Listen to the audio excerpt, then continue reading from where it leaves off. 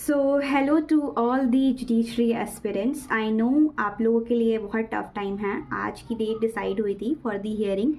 एक special quorum भी बिठाई गई थी इस जजमेंट को डिक्लेयर करने के लिए और हियरिंग के लिए, but at the end of the day it eventually gets postponed. I know जब भी एक हियरिंग की डेट लगती है हमें लगता है कि आज तो फाइनली जजमेंट आ ही जाएगा और we will get some clarity, but every single time वो चीज़ at the end of the day postpone हो जाती है।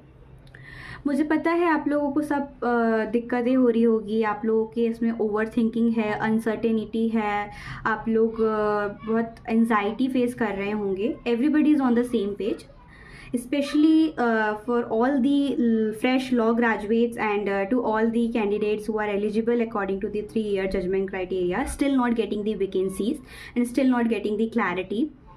I know it's a tough time for all of you and we all are standing on the same page. It's getting pissing off, but trust me, at this point of time you need to just calm down and focus on the positivity. Like, you all are having a multiple opportunities. We are still having UGC NET. It conducts exam every year, 2 times in a year, and then we are also having the MP assistant professor recruitment and MP ADPO vacancy. So like, instead of sitting and thinking about what should we can do, or instead of thinking about what can be the better situation, आप लोग ये सोचिए कि आपके हाथ में जो है अभी उसको अपन फोकस करें और अपनी कंसिस्टेंसी से आप स्टडी करते रहिए। डिसअपॉइंट मत होइए।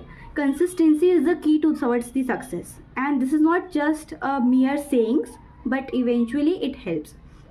आपके क्या व्यू है?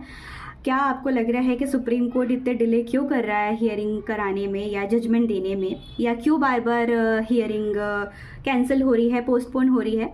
Do comment down your views and follow law with Stuti for more such quick updates.